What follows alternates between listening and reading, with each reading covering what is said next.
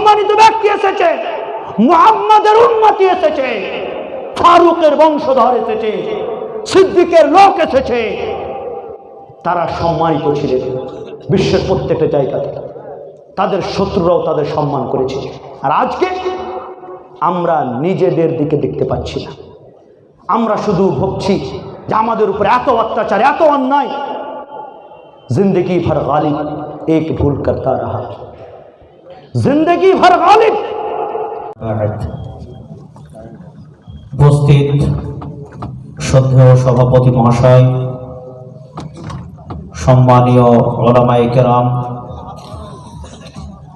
শ্রদ্ধেয় সুধীবৃন্দ, দূর দূরান্ত থেকে আগত সম্মানীয় অতিথিবৃন্দ, শ্রদ্ধেয় দিনী মিল্লি ভাইয়েরা, আজকে যে বিষয়টি নিয়ে আমি আপনাদের সামনে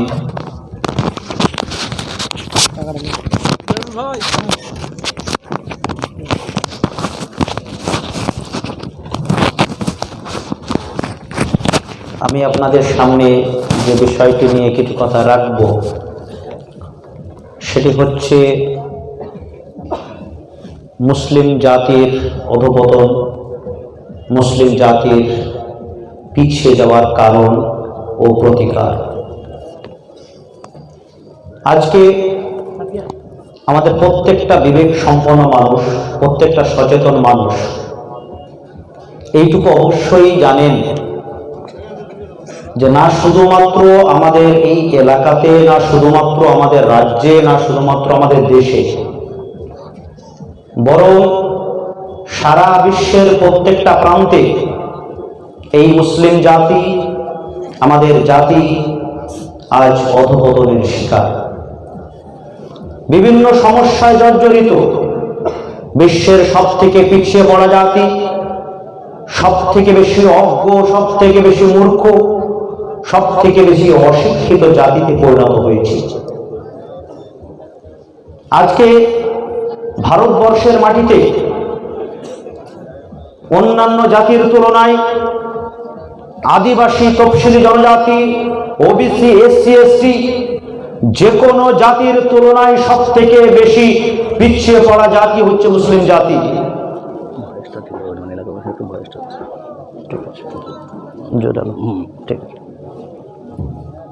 আজকে আমরা যে পরিস্থিতিতে আছি, অত্যন্ত করুণ পরিস্থিতি। 2006 সালে সার্চার কমিটির রিপোর্ট পার্লামেন্টে পেশ করা হলো।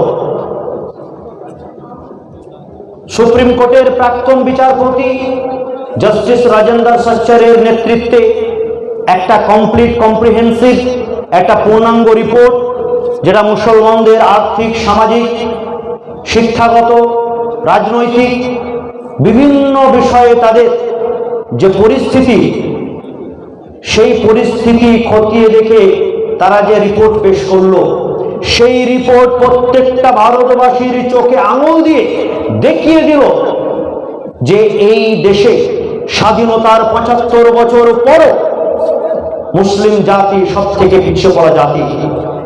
যারা বলে যে বিভিন্ন সরকার মুসলমানদের তোষণ করেছে, মুসলমানদের মধ্যে উন্নয়নের জোয়ার বইয়ে দিয়েছে, মুসলমানদের জন্য অনেক কিছু করেছে, তাদেরকে বলবো সার্চার কমিটির রিপোর্ট পড়ে দেখো।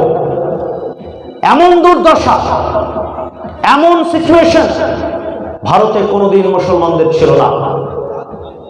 আর ভারতের বাইরে বিশ্বের প্রত্যেকটা জায়গাতে আমরা দেখছি যে মুসলিম উম্মাহ, মুসলিম জাতি আজকে বিভিন্ন রকমের সমস্যার সম্মুখীন। প্যালেস্টাইনে আমরা দেখলাম গত 1 বছর ধরে যে হত্যাযজ্ঞ চলছে, প্রায় 1 লক্ষ নিরীহ মানুষ, 1 লক্ষের অধিক শিশু, মহিলা, বয়স্ক মানুষ, নিরস্ত্র মানুষ আজকে নিহত হয়েছে। আমরা দেখলাম মায়ানমারে কিভাবে তাদের উপর নির্যাতন হলো। রোহিঙ্গা মুসলমানদেরকে নিজের ভিটে মাটি ছাড়তে বাধ্য করা হলো। 10 লক্ষ মানুষ নিজের ঘর বাড়ি, আশ্রয়স্থান ছেড়ে বিদেশে পাড়ি দিল, তাদের উপর নির্মম অত্যাচার হলো। বিশ্বের প্রত্যেকটা প্রান্তে একই রকম চিত্র। আজকে আমাদের মুসলিম সমাজের মধ্যে জুয়া, মদ থেকে শুরু করে, ব্যভিচার থেকে শুরু করে, শিরক বিদআত থেকে শুরু করে এমন কোনো অসামাজিক কাজ নেই যেটা আজকে মুসলিম সমাজের মধ্যে নেই। আপনি চেয়ে দেখুন চতুর্দিকে, আজকে একটা মুসলিম সমাজ অমুসলিম সমাজের মধ্যে কোনো তফাৎ দেখতে পাবেন না। আজকে মুসলিম সমাজের মধ্যে বিভিন্ন রকমের অশ্লীলতা, বিভিন্ন রকমের সমস্যা, চুরি, হানাহানি, মারামারি, ডাকাতি, দাঙ্গা ফাসাদ থেকে শুরু করে সব রকমের অন্যায় অবিচার আজ মুসলিম সমাজে আশ্রয় গ্রহণ করেছে। প্রতিবেশীর সাথে দ্বন্দ্ব, ভাইয়ের সাথে দ্বন্দ্ব, কবরস্থানকে কেন্দ্র করে দ্বন্দ্ব, জমি বিবাদকে কেন্দ্র করে দ্বন্দ্ব, মসজিদ, মাদ্রাসা, মক্তব, স্কুল, কলেজকে কেন্দ্র করে আমরা দাঙ্গা করছি, হানাহানি করছি, মারামারি করছি। আজকে সুখ নেই, শান্তি নেই। আজকে দেখে মনে হচ্ছে না যে এটাই সেই মুসলিম সমাজ, যেই মুসলিম সমাজকে নবী করিম সাল্লাল্লাহু আলাইহি সাল্লাম বলেছিলেন, যেই মুসলিম সমাজকে বিশ্বের আদর্শ সমাজ বলা হতো, যেই মুসলিম মিল্লাতকে বিশ্বের আদর্শ মিল্লাত বলা হতো, যেই মুসলিম সমাজ পুরো বিশ্ববাসীকে জ্ঞানের নেতৃত্ব দিয়েছে, মানবতা শিখিয়েছে, শান্তির পাঠ পড়িয়েছে, সেই মুসলিম জাতি আজকে অন্ধকারে হাবুডুবু খাচ্ছে। খুব করুণ অবস্থা। আজকে আমাদের যুবকরা খাতা কলম ধরার বদলে কাস্তে হাতুড়ি ধরে, ডালি ধরে, বস্তা ধরে কেরল, দিল্লি, বোম্বে খাটতে যাচ্ছে। আজকে আমাদের ছেলেরা যুবক বয়সে তারা লেখাপড়া ছেড়ে দিয়ে 10 বছর বয়সে, 12 বছর বয়সে তারা দিল্লি, কেরল খাটতে যাচ্ছে। যেই হাতে কলম হওয়ার কথা ছিল সেই হাতে আমরা কোদাল ধরিয়ে দিয়েছি। যেই কাঁধে ব্যাগের বোঝা হওয়ার কথা ছিল সেই পিঠে আমরা আলুর বস্তা ধরিয়ে দিয়েছি। আজকে আমরা আমাদের যুবকদের, আমাদের বাচ্চাদের, আমাদের মেয়েদের, তাদের ভবিষ্যৎ নষ্ট করেছি, তাদের বাল্যকাল নষ্ট করেছি। প্রতিদিন খবরের কাগজ আমরা দেখতে পাচ্ছি যে ভারতের বিভিন্ন প্রান্তে আমাদের কি রকম দুর্দশা। আমাদের যুবকরা চাকরির ক্ষেত্রে রোজগারের জন্য, 2 টাকা ইনকাম করার জন্য টাওয়ারে চড়ছে, টাওয়ার থেকে পড়ে গিয়ে ধপ করে মারা যাচ্ছে। আজকে ম্যান হলে বিভিন্ন জায়গাতে, ফ্যাক্টরিতে ইটের ভাটা থেকে শুরু করে বিল্ডিং এর কাজে যাচ্ছে, আর প্রতিদিন তারা মারা যাচ্ছে। আজকে মুসলিম বললে, মুসলিম মানে হচ্ছে টোটো চালক, মুসলিম মানে হচ্ছে রিক্সা চালক, মুসলিম মানে ঝাড়ুদার, মুসলিম মানে পানের দোকানদার। কোনো চাকরি, কোনো জব, কোনো রকমের রুজি রোজগার, কোনো রকমের কর্মসংস্থান ছোট বড় নয়। কিন্তু একটা জাতি যখন বাধ্য হয়ে শুধুমাত্র একটা লেবার ক্লাস শ্রেণীতে, একটা কৃষক শ্রেণীতে, একটা ভিখারি শ্রেণীতে পরিণত হয়ে যায়। আপনি রাস্তাঘাটে দেখুন, কলকাতা থেকে নিয়ে মালদা পর্যন্ত প্রত্যেকটা স্টেশনে আল্লাহকে নাম পে দে দে বাবা। আপনি কবার শুনেছেন যে রামকে নাম পে দে দে বাবা, हनुमान के नाम पे दे दे बाबा, जीसस के नाम पे दे दे बाबा, महावीर जैन के नाम पे दे दे बाबा? কোথাও শুনেননি কানে গুজবে আল্লাহকে নাম পে দে দে বাবা। তার মানে যতগুলো ভিখারি, যতগুলো ভিক্ষুক আমাদেরই সমাজে, যেই কালমায়ে লা ইলাহা ইল্লাল্লাহ একটা মুমিনের শান, যেই কালমায়ে শাহাদাত একটা মুমিনের ঈমানের পরিচয়, সেই কালমা শাহাদাতকে ভিক্ষার অস্ত্র হিসাবে আমরা ব্যবহার করছি। ওই কালমা পড়ে, লা ইলাহা ইল্লাল্লাহ পড়ে আমরা মানুষের সামনে হাত পাচ্ছি। কত লজ্জার বিষয়। যুবতী মহিলারা, আমাদের মা বোনরা বাড়ি বাড়ি গিয়ে ভিক্ষা করছে, ট্রেনে, রাস্তাঘাটে ভিক্ষা করছে। আমরা ভিখারির জাতিতে পরিণত হয়েছি। আজকে আমাদের মধ্যে না আছে বড় অফিসার, আমরা আজকে না বড় আলেম জন্মতে দিতে পেরেছি, না আজকে আমাদের মধ্যে ইঞ্জিনিয়ার, ডাক্তার, প্রফেসর রয়েছে। সার্চার কমিটির রিপোর্ট যদিও পুরনো, কিন্তু 2006 থেকে 2024 সাল পর্যন্ত বিশেষ কোনো তফাৎ হয়নি, বিশেষ কোনো অগ্রগতি, বিশেষ কোনো উন্নয়ন, কোনো ডেভেলপমেন্ট মুসলিম সমাজের হয়নি। সেই সার্চার কমিটির রিপোর্ট বলেছিল যে পুরো ভারতবর্ষে পুলিশ সার্ভিসে, Indian police service, Indian police সার্ভিসে পুরো ভারতে মাত্র 4% ছিল। আইএস অফিসার, আইপিএস অফিসার মাত্র 4%, আইএস অফিসার মাত্র 3%, and IFS, Indian foreign service, বিদেশ মন্ত্রণালয় থেকে শুরু করে বিভিন্ন দপ্তরে যারা ফরেন সার্ভিসে কাজ করেন, অফিসার র্যাঙ্কের, এমবেসিতে যান, দূতাবাসে থাকেন, ভারতের রিপ্রেজেন্টেটিভ হয়ে বাইরে যান, সেই ইন্ডিয়ান ফরেন সার্ভিস আইএফএসে আমাদের মুসলমানদের সংখ্যা 1.5%, মাত্র 1.5%, মানে 100 জনের মধ্যে 2 জন নয়। তো ইন্ডিয়ান পুলিশ সার্ভিসে মাত্র 100 জনের মধ্যে 4 জন। ইন্ডিয়ান অ্যাডমিনিস্ট্রেটিভ সার্ভিসে যারা দেশকে পরিচালনা করে, আপনারা কি মনে করেন যে এই দেশটাকে প্রধানমন্ত্রী, রাষ্ট্রপতি বা কোনো মুখ্যমন্ত্রী পরিচালনা করেন? হ্যাঁ, তারা হেড অফ দ্য স্টেট। তারা কনস্টিটিউশনাল হেড, তারা সাংবিধানিক পদে রয়েছে, কিন্তু প্রকৃতপক্ষে যারা দেশকে পরিচালনা করেন, যারা দেশের executive officer, DM, SDO, BDO থেকে শুরু করে প্ল্যানিং কমিশন থেকে শুরু করে নীতি আয়োগ থেকে শুরু করে বিভিন্ন মন্ত্রীর সচিবালয়ে যেগুলো সেক্রেটারি রয়েছেন, সচিব রয়েছেন, প্রাইম মিনিস্টার অ্যাডভাইজারি কমিটি রয়েছেন, পার্লামেন্টারি সেক্রেটারিয়েটে যেগুলো অফিসার রয়েছেন, তারা এই দেশটাকে পরিচালনা করছেন। তাদেরই পরামর্শে এই মন্ত্রীরা পদক্ষেপ গ্রহণ করেন, তাদেরই পরামর্শ অনুসারে প্রধানমন্ত্রী ফয়সালা গ্রহণ করেন। তার মানে প্রকৃতপক্ষে ভারতের এই যে শাসন ব্যবস্থা, তার যে মেরুদণ্ড, এই ইন্ডিয়ান অ্যাডমিনিস্ট্রেটিভ সার্ভিসে মুসলমানদের প্রতিনিধিত্ব একদমই নগণ্য। প্রত্যেকটা ফিল্ডে আপনি দেখুন, মেডিকেল ফিল্ড থেকে শুরু করে প্রত্যেকটা ফিল্ডে দেখুন। আর মাদ্রাসার কথা বলছে, সার্চার কমিটি বলছে মুসলিম সমাজের মাত্র 4%, অনলি 4%, 100 জনের মধ্যে মাত্র 4% মাদ্রাসাতে যায়। এখান থেকে কি ক্লিয়ার হলো যে যারা এটা বলতে চায় যে মুসলমানরা মাদ্রাসাতে পড়াশোনা করে বলেই পিছিয়ে গিয়েছে, তাদের গালে একটা জোরালো তামাচা মেরেছে, চড় মেরেছে সার্চার কমিটি। আর 4 জন মাত্র মুসলিম যুবক, মুসলিম ছেলে মাদ্রাসায় পড়তে যাচ্ছে, বাকি 96 জন আমি স্কুলে পাঠালাম, কলেজে দিলাম, তুমি তাদের সাথে কি করলে? 4 জন মাত্র মাদ্রাসায় পড়ছে 100 জনের মধ্যে, তাদের কারণে সমাজ পিছিয়ে গেল। তাহলে বাকি 96 জন শিক্ষিত হয়ে কি করছিল সমাজে? তারা কেন সমাজকে এগিয়ে নিয়ে যেতে পারলো না? এই 4 জন মাদ্রাসার ছাত্র, আমি মেনেই নিলাম যে এই 4 জন সমাজটাকে ধরে পিছাচ্ছে, আর বাকি 96 জন সমাজটাকে এগিয়ে নিয়ে যাওয়ার চেষ্টা করছে। তো ওই 96 জন কত দুর্বল যে 4 জনের মোকাবিলা করতে পারলো না? এটা একটা মিথ, এটা একটা ভণ্ডামি, এটা একটা ষড়যন্ত্র। এটাকে ইসলামোফোবিয়ার কারণে, ইসলামকে ভয় করার কারণে একটা অপপ্রচার চলছে যে এদের মধ্যে ইসলাম আছে, এদের মধ্যে মাদ্রাসা আছে, মসজিদ আছে বলেই পিছিয়ে গেল। আমি তো বলছি, কোন ব্যক্তি যেদিন মুসলমান হয়ে যাবে, কোন ব্যক্তি যেদিন মাদ্রাসায় চলে আসবে, মসজিদে চলে আসবে, সে একজন আদর্শ মানুষ হয়ে যাবে। এই মুসলিম সমাজের যে বর্তমান পরিস্থিতি, এই অধপতনের মূল কারণ যেটা, সেটা হচ্ছে আমরা প্রকৃত মুসলমানই হতে পারিনি। ফসলুদ্দিন আনিল হায়া, আমাদের জীবন থেকে শরীয়ত বহু দূরে চলে গেছে। একটা বর্তমান যুগে ফিলোসফি কাজ করছে যে ধর্মটা মানুষের ব্যক্তিগত ব্যাপার, ধর্মটা সমাজের মধ্যে কাজ করবে না, ধর্ম মানুষের দৈনন্দিন জীবনে নেই, ধর্ম শুধু মসজিদে আছে, মাদ্রাসাতে আছে, ধর্ম শুধুমাত্র রোজা রমজানের দিনে আছে। এই যে একটা ভুল ভ্রান্ত ধারণা শরীয়ত সম্পর্কে, এটাই আমাদের সব থেকে বেশি পিছিয়ে পড়ার কারণ। আপনি বলবেন, মানুষ শরীয়ত থেকে দূরে চলে গেল, মানুষ ইসলাম থেকে দূরে চলে গেল, তার জন্য মুসলিম সমাজ পিছিয়ে গেল? হ্যাঁ, আমি কোরআন থেকে দলিল দেব এবং আমি যুক্তি তর্ক এবং খতিয়ান সাপেক্ষে আপনাকে বোঝাবো। আমি প্রথমে কোরআন থেকে বলছি। সূরা আন-নূরের 55 নম্বর আয়াতে আল্লাহ তাআলা বলছেন, وعد الله الذين آمنوا منكم وعملوا الصالحات لا يستخلفنهم في الأرض।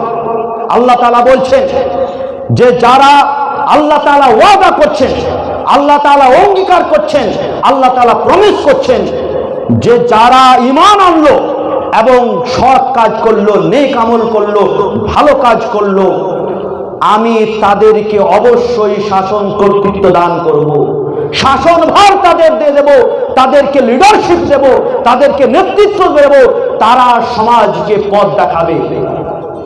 আজকে আমরা যদি পিছিয়ে যাই, আজকে যদি সমাজের মধ্যে আমরা সব থেকে পিছিয়ে পড়া জাতিতে পরিণত হয়, তার মানে আমরা মুমিন হতে পারিনি, অথবা মুমিন হওয়ার পরে আমরা মুসলিম হতে পারিনি, ভালো আমল করতে পারিনি, মুহসিন হতে পারিনি, মুত্তাকি হতে পারিনি। যদি কোনো মুমিন হয় এবং মুত্তাকি হয়, কোন মুমিন যদি ভালো কাজ করে, আল্লাহ ওয়াদা করছে যে তোমাকে আমি নেতৃত্ব দেব, তোমাকে সর্বোচ্চ স্থান দান করব, তোমাকে লিডার বানাবো, তুমি পদদলিত হবে না, তুমি অত্যাচারিত হতে হবে না, তুমি লাঞ্ছিত হবে না, গঞ্জিত হবে না, তুমি নিপীড়িত হবে না, তুমি বঞ্চিত হবে না, আমি তোমাকে সব কিছু দেব যদি তুমি মুমিন হতে পারো। আল্লাহ তাআলা ওয়াদা করেছেন এবং আমরা বিশ্বাস করি যে আল্লাহ তাআলা ওয়াদা খেলাফি করেন না। আল্লাহ তাআলা কি ওয়াদা খেলাফি করতে পারেন ভাই? না। আল্লাহ তাআলা ওয়াদা খেলাফি করতে পারেন না, আল্লাহ তাআলা মিথ্যা ওয়াদা করেন না। আল্লাহ তাআলা যখন বললেন যে তুমি মুমিন হও আর ভালো কাজ করো, তোমাকে বিশ্বে কেউ রুখতে পারবে না, তার মানে আজকে যখন আমরা পিছিয়ে যাচ্ছি, তার মানে আমরা মুমিন হতে পারিনি, আমরা ভালো কাজ করতে পারিনি, সৎ কাজ করতে পারিনি। আল্লাহ তাআলা আরেক জায়গাতে সূরা আল ইমরানের 139 নম্বর আয়াতে আল্লাহ তাআলা বলছেন, ওয়া আনতুম লা'আলাউনা ইন কুনতুম মুমিনিন, তুমি সর্বশ্রেষ্ঠ থাকবে, তুমি আফজাল থাকবে, তুমি বিশ্ব শিখরে থাকবে, তুমি নেতৃত্বের আসনে থাকবে, তুমি সম্মানিত থাকবে, তুমি মুআজ্জাজ থাকবে, তুমি মুকাররম থাকবে যদি তুমি মুমিন থাকো। আল্লাহ তাআলা বলছেন যে তুমি যদি মুমিন হও তাহলে আমি তোমাকে সম্মান দেব, তুমি যদি মুমিন হও তাহলে তোমাকে রাজত্ব দেব, তুমি যদি মুমিন হও তাহলে আমি তোমাকে ইজ্জত দেব, তুমি যদি মুমিন হও আমি তোমাকে প্রোটেকশন দেব, তুমি যদি মুমিন হও আমি তোমাকে সুরক্ষা দেব, তুমি যদি মুমিন হও আমি তোমাকে উন্নতি দান করব, তুমি যদি মুমিন হও তাহলে তোমাকে ইহকাল দেব, পরকালও আমি দেব, তোমাকে সব দুনিয়ার সাফল্য দেব। আর এর উল্টোটা, যে যদি আমরা সম্মান না পাই, যদি আমরা আল্লাহর রহমত থেকে বঞ্চিত হয়ে যাই, যদি আমরা পিছিয়ে পড়া হয়ে যাই, যদি আমরা নেতৃত্বের আসন থেকে অনেক দূরে চলে যাই, আমরা সমাজের মধ্যে একদম বঞ্চিত সমাজে পরিণত হই, তার মানে আমরা মুমিন নই। কারণ যে ব্যক্তি মুমিন হবে আল্লাহ তাকে সম্মান দেবে, আর আমি যখন সম্মানের অধিকারী নই তার মানে আমাকে তাকিয়ে দেখতে হবে যে আমার ঈমানটাও বোধহয় নেই। এটা আমি নিজের কথা বলছি না, সেই মহান রব্বুল আলামিনের কথা বলছি, যেই মহান রব্বুল আলামিনের নামের কলমা পড়ে ঈমান এনেছি, যে আল্লাহর ঈমান এনে আল্লাহর উপর আস্থা রেখে আল্লাহর উপর বিশ্বাস রেখে আমি মুসলমান হয়েছে, সেই আল্লাহ বলছে যে তুমি মুমিন হয়ে দেখাও, আমি তোমাকে সারা বিশ্ব দেব। शोर है हो गए दुनिया से मुसलमान आबूद, शोर है हो गए दुनिया से मुसलमान आबूद, हम कहते हैं कि थे भी कहीं मुसलमान मौजूद, वदा में तुम हो नसारा तो तमद्दुन में हुनूर, ये मुसलमान है जिन्हें देख के शर्माई भूल। यूं तो सैयद भी हो मिर्जा भी हो अफगा भी हो, यूं तो सैयद भी हो मिर्जा भी हो अफगा भी हो, तुम सभी कुछ हो बताओ मुसलमान भी हो। विश्व जुड़े आलोचना, डिबेट, डिस्कशन, रिसर्च पेपर, লেখালেখি, অ্যানালাইসিস, মুসলিম জাতি পিছিয়ে গেল, মুসলিম জাতি অধঃপতনের শিকার, মুসলিম জাতির উপর অত্যাচার, মুসলিম জাতির মধ্যে অশান্তি, মুসলিম সমাজের মধ্যে অশান্তি। আজকে আমরা চতুর্দিকে চেঁচামেচি করছি, কিন্তু আমরা যাদেরকে মুসলিম বলে পরিচিতি দিচ্ছি, স্বীকৃতি দিচ্ছি, যাদেরকে আমরা আইডেন্টিফাই করছি, তারা প্রকৃতপক্ষে মুসলমান ছিল কি? আজকে আমাদের অবস্থা যে আমরা অন্যদের মতো ইহুদি খ্রিস্টান থেকে শুরু করে বিশ্বের সব জাতির মতোই হয়েছি, কিন্তু মুসলমান হতে পারিনি। আজকে আমরা কেউ সৈয়দ, কেউ আফগান, কেউ শায়েখ, কেউ পাঠান, বিভিন্ন আমরা দলে বিভক্ত হয়েছি, জাতির নামে বিভক্ত হয়েছি, মজহবের নামে বিভক্ত হয়েছি, এলাকার নামে বিভক্ত হয়েছি, কে বাঙালি, কে বিহারি, কে আসামি, কে হানাফি, কে বেরেলি, কে শিয়া, কে আহলে হাদিস। আজকে আমরা বিভিন্ন দলে বিভক্ত হয়েছি। যখন সমস্ত এই দলের ঊর্ধ্বে উঠে আমি মুসলমান হতে পারবো, যেদিন আমার সর্বশ্রেষ্ঠ পরিচয় হবে যে আমি একজন মুসলমান, সেই দিন আল্লাহ ইজ্জত দেবে, সেই দিন আল্লাহ সম্মান দেবে। আর যদি আমি আমার ওই পরিচয়টাকে অক্ষুণ্ণ রাখতে না পারি, আমি নিজের মুসলিম হওয়ার পরিচয়টাকে অক্ষুণ্ণ রাখতে না পারি, বজায় না রাখতে পারি, তাহলে আমি প্রত্যেকটা জায়গাতে আমি বঞ্চিত হব, পদদলিত হব, লাঞ্ছিত হব। আজকে আমাদের পরিস্থিতি দেখুন, একটা মুসলমান যদি মুসলমান হয়ে যায় প্রকৃতপক্ষে, তাহলে সারা বিশ্বের জন্য শান্তির বার্তাবাহক হয়ে যাবে। আমরা ইতিহাসে দেখলাম যে নবী করিম সাল্লাল্লাহু আলাইহি সাল্লাম এমন এক পরিস্থিতির মধ্যে আসলেন, যেই পরিস্থিতিতে পুরো আরব জুড়ে, আরব ভূখণ্ডের মধ্যে ঘোর অন্ধকার, যেটাকে জামানায়ে জাহিলিয়াত, অন্ধকারের যুগ, দ্য ডার্ক এজ বলা হতো আরবের। সেই অন্ধকারের যুগে, জাহিলিয়াতের যুগে, অজ্ঞতার যুগে, খুনাখুনির যুগে, মারামারির যুগে, হানাহানির যুগে ইসলামের আলো নিয়ে আসলেন সৈয়দুল বাশার, আফজালুল বাশার, সৈয়দুল বাশার রাহমাতুল আলামিন মুহাম্মদ আরবি সাল্লাল্লাহু আলাইহি ওয়াসাল্লাম। এমন একটা সমাজ, যেই সমাজের মধ্যে হত্যাযজ্ঞ চলছিল, যেই সমাজের মধ্যে শত শত বছর ধরে যুদ্ধ চলছিল, দাহিসুল গাবরার যুদ্ধ, ফুজ্জারের যুদ্ধ, আউস খাজরাজের যুদ্ধ, কত রকমের যুদ্ধ চলছিল, যেই সমাজের মধ্যে মদ, জুয়া, ব্যভিচার সংস্কৃতির মধ্যে ঢুকে পড়েছিল, তাদের কালচারের মধ্যে ঢুকে পড়েছিল, তাদের হ্যাবিটের মধ্যে, সমাজের রীতি রেওয়াজের মধ্যে পরিণত হয়েছিল, সেই সমাজের মধ্যে হুজুর আকরাম সাল্লাল্লাহু আলাইহি ওয়াসাল্লাম আসেন। নবী করিম সাল্লাল্লাহু আলাইহি ওয়াসাল্লাম এমন এক পরিস্থিতির মধ্যে আসলেন, যেই পরিস্থিতিতে মানুষ অমানবিক হয়ে গিয়েছিল। একটা মানুষ নিজের জ্যান্ত মেয়েকে, কন্যা শিশুকে জ্যান্ত কবরে পুঁতে দিয়েছিল। এইরকম পরিস্থিতির মধ্যে নবী করিম সাল্লাল্লাহু আলাইহি ওয়াসাল্লাম আসলেন। অমানবিক সমাজ, অশ্লীলতার সমাজ, যুদ্ধক্ষয়ী, রক্তক্ষয়ী একটা সমাজ, এইরকম এক পরিস্থিতির মধ্যে নবী করিম সাল্লাল্লাহু আলাইহি ওয়াসাল্লাম আসলেন এবং তাদেরকে ইসলামের শিক্ষা দীক্ষা দিয়ে বিশ্বের সবথেকে বেশি সভ্য, বিশ্বের সবথেকে বেশি শিক্ষিত, বিশ্ব ইতিহাসের সবথেকে বেশি উন্নত সমাজে পরিণত করলেন। ওই উটের রাখাল দেখে উমারে ফারুকে পরিণত করলেন, ওই উটের রাখাল দেখে আবু বকর সিদ্দিকে পরিণত করলেন, ওই উটের রাখালদেরকে আলী বিন আবি তালিবে পরিণত করলেন, ওই উটের রাখালদেরকে যুন্নুরাইন উসমান রাদিয়াল্লাহু আনহু তৈরি করলেন।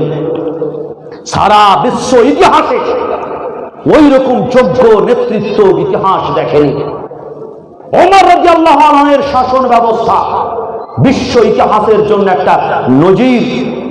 তার শাসন ব্যবস্থা, তার আইন শৃঙ্খলা, তার আদালত, তার ন্যায় নিষ্ঠা, তার জাস্টিস, এটা বিশ্ব ইতিহাসে নজিরবিহীন ঘটনা। সারা বিশ্বকে একটা সুন্দর ডেমোক্রেটিক, সুন্দর পিসফুল একটা গভর্নমেন্ট, একটা সুন্দর শাসন দিয়েছিলেন হযরত ওমর ফারুক রাদিয়াল্লাহু আনহু। আজকে যদি ইতিহাস দেখি, কিসের বলে এমন কি ছিল তাদের মধ্যে যে তারা হিংস্র জীবজন্তু থেকে বিশ্বের সব থেকে মুহাজ্জাব, সব থেকে সিভিলাইজ, সব থেকে সভ্য জাতিতে পরিণত হলো? সেই মন্ত্রের নাম হচ্ছে ইসলাম। আর সেই ইসলামকে আজকে আমরা ছেড়ে দিয়ে আবারও জামানায় জাহিলিয়া দিকে ধাবিত হচ্ছি, আবারও আমরা হিংস্র জীবজন্তুর মতো হয়ে যাচ্ছি। কারণ যে ব্যক্তি মুসলমান হবে সেই ব্যক্তি মানুষের জন্য আদর্শ হবে। অত সহজ নয় মুসলমান হওয়া। ये इश्क नहीं आसा, ये इश्क नहीं आसा, बस इतना समझ लीजिए कि आग का दरिया है और डूब के जाना है। এতটা সহজ নয়। তুমি আল্লাহকে ভালোবাসো, নবীকে ভালোবাসো, নবীর ভালোবাসায় মিলাদুন নবীর প্রোগ্রাম করো। তুমি আল্লাহর ভালোবাসায় কবরে যাও, তো নবীর ভালোবাসায় তুমি কত রকমের ভণ্ডামি আর শিরক বিদআত করো, কিন্তু নবীর আদর্শকে তুমি পালন করো না। তুমি যতই দাবি করো, যতই হুব্বে নবুয়ত, যতই বেশি নবীর মুহাব্বতের দাবি তুমি করো, তোমার দাবি ভ্রান্ত, তোমার দাবি মিথ্যা, যতক্ষণ পর্যন্ত নবীর আদর্শে নিজেকে আদর্শিত না করতে পেরেছো। সেই নবীর ইসলাম, সেই আল্লাহর ইসলাম হিসাবে যতক্ষণ নিজেকে আমরা নিজের দৈনন্দিন জীবনকে, নিজের ব্যক্তিগত, সামাজিক সব ধরনের জীবনকে আমরা যতক্ষণ সেই পথে পরিচালিত না করতে পেরেছি, ততক্ষণ পর্যন্ত আমাদের সেই দাবি মিথ্যা দাবি যে আমি মুসলমান। যদি কোনো ব্যক্তি মুসলমান হয়, সে মূর্খ থাকতেই পারে না, তার নবী তাকে মূর্খ থাকা থেকে বারণ করেছে। তলাবুল ইলমি ফরিদাতুন আলা কুল্লি মুসলিম। একটা মুসলমান জাহিল মূর্খ হতে পারে না। একটা মুসলমান কোনদিন অন্য ব্যক্তিকে কষ্ট দিতে পারে না। আল মুসলিমু মান সালিমাল মুসলিমুনা মিন লিসানিহি ওয়া ইয়াদিহি। একজন মুসলমান সেই ব্যক্তি যে অন্য মুসলমানকে না তো হাতের দ্বারা, না কথার দ্বারা, না কোন রকমের ইশারা ইঙ্গিতের দ্বারা কোনোভাবেই তাকে ক্ষতি করবে না, তাকে তার প্রতি অন্যায় করবে না, তাকে কষ্ট দেবে না। তার মানে কোন একজন ব্যক্তি যদি কাউকে কষ্ট দেয় তাহলে সে মুসলমানই নয়। এটা আমার কথা নয়, সেটা সৈয়দুল বাশার রাহমাতুল লিল আলামিনের কথা, যার নামের উপর আপনি কালমা পড়েছেন। আপনি মুসলমান হওয়ার দাবি করছেন, এই নবীর মোহাব্বত এতটা সহজ নয়, এই নবীর মোহাব্বত এতটা আসান নয়। এটা অগ্নি পরীক্ষা। হুফফাতিল জান্নাতু বিল মাকারিহ, জান্নাত অত সহজ নয়। জান্নাতকে ঘিরে দেওয়া হয়েছে কষ্টের দ্বারা, আগুনের দ্বারা। এই বিশ্বে কষ্ট সহ্য করতে হবে, এই বিশ্বে অনেক পরিশ্রম করতে হবে, তাহলে জান্নাত পাওয়া যাবে। এতটা সহজ নয়। আপনার মাল, আপনার ধন, আপনার সম্পদ, আপনার প্রাণ সবকিছু আল্লাহ তাআলা কিনে নিয়েছেন। ইন্নাল্লাহা আশতারা মিনাল মুমিনিনা আনফুসাহুম ওয়া আমওয়ালাহুম বিআন্না লাহুমুল জান্নাহ। সবকিছু কেনা হয়ে গেছে, আপনি বিক্রি করে দিয়েছেন, আপনার নিজস্ব কিছুই নেই। আপনার প্রাণ, আপনার সম্পদ, আপনার বাড়ি, আপনার গাড়ি, আপনার পৈতৃক সম্পত্তি, আপনার বাগান, আপনার পুকুর, আপনার গয়না, প্রত্যেকটা জিনিস আল্লাহর জিনিস। ওটার উপর আল্লাহর অধিকার রয়েছে, আর তার বদলে আল্লাহ আপনাকে জান্নাত দেবে। আপনি এটা বুঝতেই পারলেন না, আপনি নিজেকে বলছেন মুসলমান। শুধু ওবিসি সার্টিফিকেটে রিলিজন ইসলাম লিখে দিলে, পঞ্চায়েত সার্টিফিকেটে ইসলাম লিখে দিলে, হাই স্কুল হাই মাদ্রাসা সার্টিফিকেটে রিলিজন ইসলাম, ধর্ম ইসলাম লিখে দিলে, আর নিজের নাম আব্দুর রহমান, আব্দুল গফফার, আব্দুল খালিক রেখে দিলে মুসলমান হওয়া যায় না। এতটা সহজ নয়, এতটা সহজ নয়। মুসলমান হতে গেলে মুসলমানের বৈশিষ্ট্য, মুসলমানের চরিত্র নিজের মধ্যে রাখতে হবে। নবী করিম সাল্লাল্লাহু আলাইহি ওয়াসাল্লাম বলছেন যে লা ইউমিনু আহাদুকুম হাত্তা ইউহিব্বা লিআখিহি মা ইউহিব্বু লিনাফসিহি, যে সেই ব্যক্তি মুমিন হতেই পারে না। কে মুমিন হতে পারে না? কে হতে পারে না? যেই ব্যক্তি নিজের ভাইয়ের জন্য অন্য ব্যক্তির জন্য ওটাই পছন্দ না করলো যেটা নিজের জন্য পছন্দ করে। কেউ যদি পছন্দ করে যে আমার যাতে কেউ না ক্ষতি করে, তাহলে ও ভাববে যে দুনিয়ার কারো আমি ক্ষতি করব না। ও প্রত্যেকটা জায়গাতে অন্যের জায়গাতে নিজেকে রাখবে। নিজেকে যতটা ভালোবাসে ততটা নিজের ভাইকে ভালোবাসে, প্রত্যেকটা মানুষকে ভালোবাসবে। যদি এটা না করতে পারে সে মুমিন নয়, তার ঈমানের দাবি ভ্রান্ত, তার ঈমানের দাবি মিথ্যা। এটা হুজুর আকরাম সাল্লাল্লাহু আলাইহি ওয়াসাল্লাম বললেন।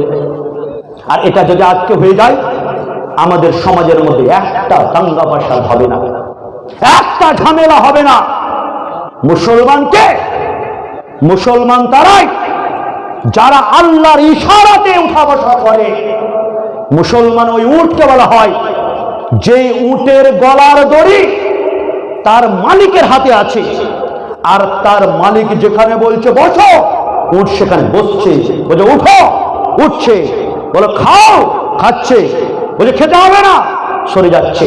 একটা উট যেরকম নিজের মালিকের ইশারাতে সবকিছু করে, উঠে বসে, খায়, ঘুমায়, হাঁটে, দৌড়ায়, সেই রকম একটা মুমিন, একটা মুসলমানের গলার দড়ি, আর দড়ির দ্বিতীয় প্রান্ত আল্লাহর হাতে। একটা মুমিনের জীবন, একটা মুমিনের উঠা বসা, চলাফেরা, খাওয়া দাওয়া, কথাবার্তা, প্রত্যেকটা জিনিস হবে আল্লাহ এবং আল্লাহ রাসূলের শরীয়তের মতো। আর যেটা করতে পারলো না, তার মানে সে মুসলমান হতে পারলো না। মুসলমান হওয়াটা অত সহজ নয়। তারা মুসলমান ছিলেন যাদেরকে সারা বিশ্ব নেতৃত্ব দিয়েছিল, যারা সারা বিশ্বকে নেতৃত্ব দিয়েছিলেন। তারা মুসলমান ছিলেন যাদের শত্রুরাও তাদের গুণগান করেছে। ওই নবীর উম্মতি, যেই নবী মুহাম্মদ আরবি সাল্লাল্লাহু আলাইহি সাল্লামকে তার শত্রুরা পর্যন্ত আল আমিন as-সাদিকের উপাধি দিয়েছিল। তার শত্রুরা যারা তাকে রাত দিন নির্যাতন করে, যারা তাকে রাস্তায় ঘাটে যে কোনো জায়গাতে অপমানিত করে, ঢিল ছুঁড়ে রক্তাক্ত করে, জখমি করেছিল, সেই শত্রুরা যারা তার প্রাণ নিতে চেয়েছিল, যারা তাকে হত্যা করতে চেয়েছিল, ওই মক্কার কুরাইশরা, মক্কার কাফেররাও সেই নবীকে মুহাম্মদ সাল্লাল্লাহু আলাইহি সাল্লামকে সত্যবাদী, ন্যায্যবাদী, আল আমিন as-সাদিক, সৎ ব্যক্তি উপাধি তারাই দিয়েছিলেন। সেই উপাধি কোন আবু বকর দেননি, সেই উপাধি কোন ওমর দেননি, সেই উপাধি কোন সাহাবী দেননি। তাকে সেই উপাধি দিয়েছিল তারই শত্রুরা। আজকে আমাদেরকে আমার নিজের পরিবারের লোক বিশ্বাস করে না, আর আমি সেই নবীর উম্মতি। আমাদের ব্যবহারটা কোন জায়গায় পৌঁছেছে? রোমান সম্রাটের দরবারে আবু সুফিয়ান রাদিয়াল্লাহু আনহু তিনি তখন ইসলাম গ্রহণ করেননি। তাকে জিজ্ঞাসা করতে হচ্ছে যে তোমার এলাকাতে একজন নবী এসেছে, মুহাম্মদ নাম, তার সম্পর্কে কিছু জানতে চাই, বলো তো। আবু সুফিয়ান রাদিয়াল্লাহু আনহু তখন ইসলাম গ্রহণ করেননি।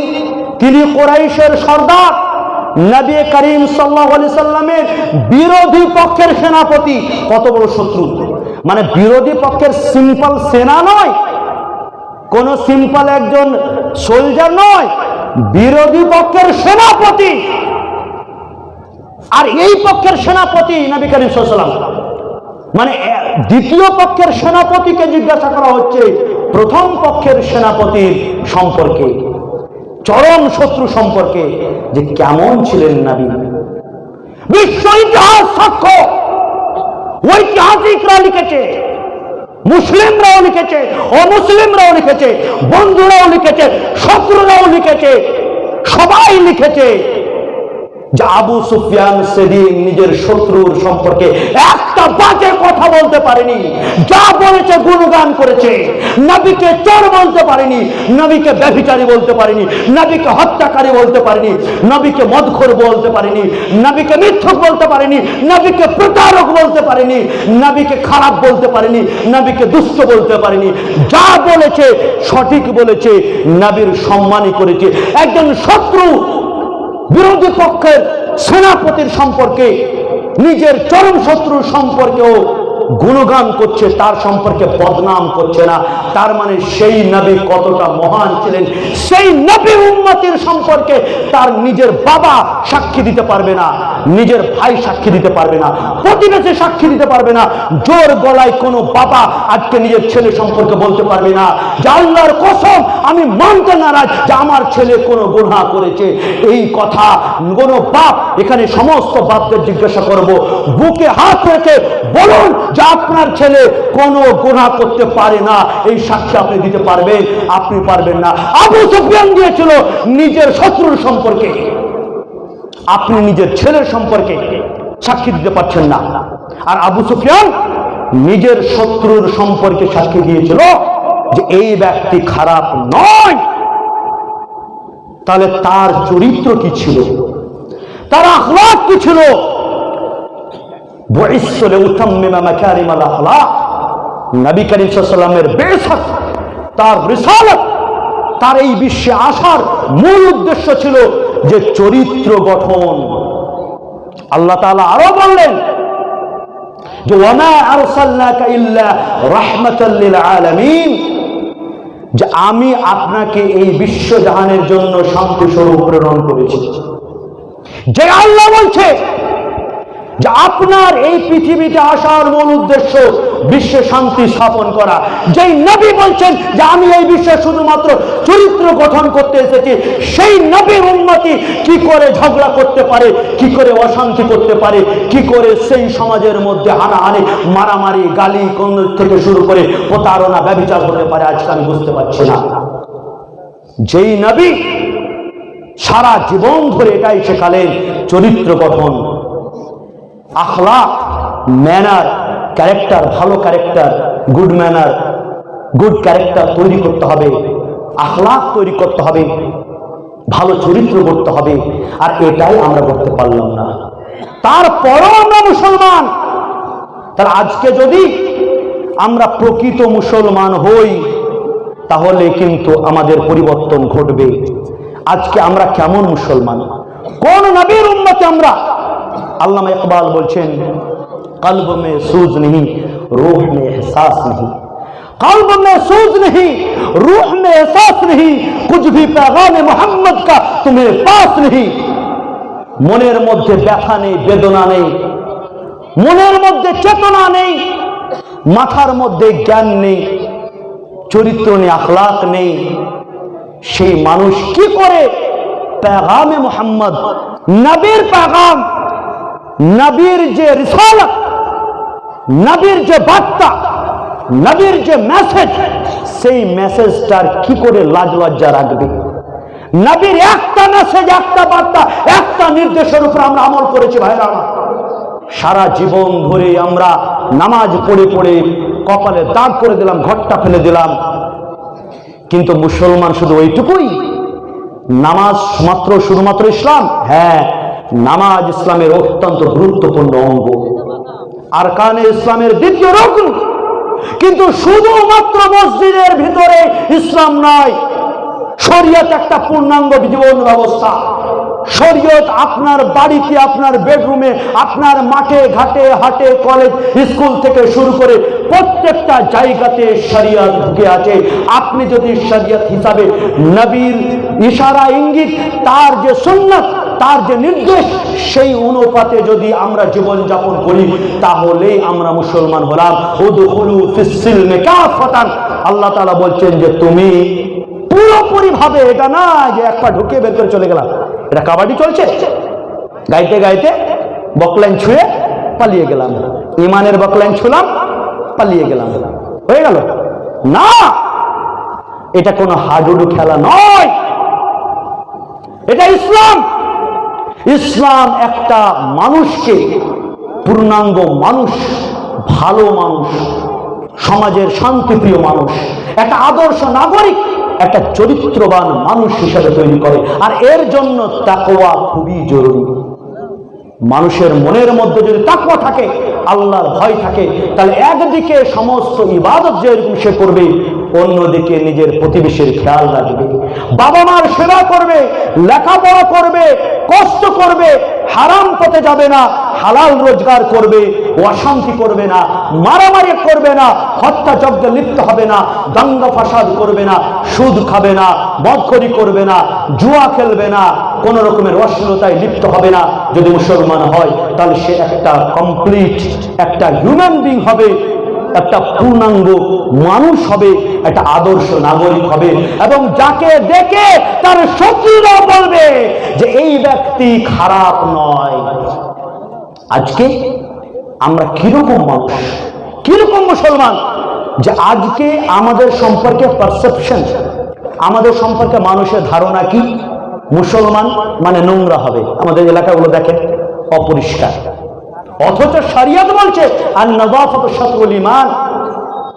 যেই শরিয়তে বলছে যে ঈমানের অর্ধেক অংশ হচ্ছে পরিষ্কার পরিচ্ছন্ন, এতটা গুরুত্ব, সেই মুসলিম বস্তিতে আপনি ঘুরে দেখুন কিরকম নোংরা। আজকে আমাদের সম্পর্কে ধারণা মুসলমান মানে নোংরা হবে, তাদের এলাকা নোংরা হবে, তাদের এলাকাতে দাঙ্গা ফাসাদ হবে, গালিগালাজ করবে, মিথ্যুক হবে, জুয়ারি হবে, মারপিট করবে, অশিক্ষিত হবে, টোটো চালক হবে, ভিখারি হবে, প্রফেসর, ডাক্তার, ইঞ্জিনিয়ার, বড় আলেম, ভদ্র সিভিলাইজ মানুষ হবে না, সন্ত্রাসবাদী হবে। বলছে কেউ মুখে বলছে, কেউ হাব ভাব দেখে বুঝিয়ে দিচ্ছে। তো এই যে পারসেপশন আসলো কোথা থেকে? বেখুদি বেসবাব নেহি গালিব, বেখুদি বেসবাব নেহি গালিব, কুছ তো হ্যায় জিসকি পর্দাদারি হ্যায়। এমনিতে এত কিছু রটে গেল, কেন ওমরের সম্পর্কে রটলো না? কেন আবু বকরের সম্পর্কে রটলো না? কেন সাহাবায়ে কেরামদের সম্পর্কে রটলো না? কেন আশরাফে কেরাম সম্পর্কে রটলো না? কেন তাবেঈন ইজামদের সম্পর্কে রটলো না? কেন আইম্মা ইজামদের সম্পর্কে রটলো না? তাদেরও তো শত্রু ছিল যুদ্ধের ময়দানে, অন্য পক্ষের শত্রুরা যুদ্ধ করছে, কিন্তু তাদের ক্যারেক্টারের উপর আঙুল তুলতে পারেনি। ইতিহাসে অনেক যুদ্ধ হয়েছে, জঙ্গে বদর হয়েছে, জঙ্গে ওহদ হয়েছে, খাইবার হয়েছে, সাহাবায়ে কেরামদের খিলাফতে রাশিদার মধ্যে অনেক যুদ্ধ হয়েছে, কিন্তু বিরোধী পক্ষের শত্রুরা মুসলমানদের চরিত্রের উপর কোনোদিন আঙুল তুলতে পারেনি। আর আজকে আমরা নিজেরাই আয়নার সামনে দাঁড়িয়ে গেলে নিজের চরিত্র বুঝে যাব, নিজের চোখে চোখ মেলাতে পারবেন তো? তাহলে আজকে কোথায় আমরা মুসলমান? কেমন মুসলমান? মুসলমান তারাই ছিল যাদের চরিত্র আখলাক দেখে সামনেওয়ালা মানুষ বলেছে তোমাকে আমি চিনি না, জানি না, কিন্তু তুমি যে এরকম আছো আমাকে এরকম করে দাও। ইন্দোনেশিয়া বিশ্বের সব থেকে বড় মুসলিম দেশ, জনসংখ্যার দিক দিয়ে বিশ্বের সব থেকে বেশি মুসলিম যেই দেশে থাকে সেই দেশের নাম ইন্দোনেশিয়া, মুসলিম দেশগুলির মধ্যে সব থেকে বড় মুসলিম দেশ। সেই ইন্দোনেশিয়াতে ইতিহাসে বলুন কোন খলিফা সেখানে আক্রমণ করেছিলেন? কোন হাজ্জাজ বিন ইউসুফ, কোন মুহাম্মদ বিন কাসিম, কোন উমর ফারুক, কোন খালিদ বিন ওয়ালিদ? কে হামলা করেছিলেন? আছে ইতিহাসে কোনো উল্লেখ নেই। কোন মুসলিম শাসক, কোন মুসলিম সেনাপতি, কোন ইসলামী সৈন্য সেখানে অভিযান করেনি, সেখানে যুদ্ধ করেনি। সেখানে শুধুমাত্র মুসলমানদের চরিত্র কথা বলেছে। মুসলিম বণিকরা, মুসলিম ব্যবসায়িকরা তারা ব্যবসা বাণিজ্যের ক্ষেত্রে সারা বিশ্বে ছড়িয়েছিল। চীন থেকে শুরু করে, ভারত থেকে শুরু করে, ইরান থেকে শুরু করে, ইন্দোনেশিয়া থেকে শুরু করে, মায়ানমার, থাইল্যান্ড থেকে শুরু করে বিশ্বের বিভিন্ন প্রান্তে তারা ব্যবসা বাণিজ্য করতে যেত। তারা এতটা ইমানদার ছিল, তারা এতটা ভদ্র ছিল, তারা নবীর উম্মতি ছিল, তারা চলতি ফিরতি, তারা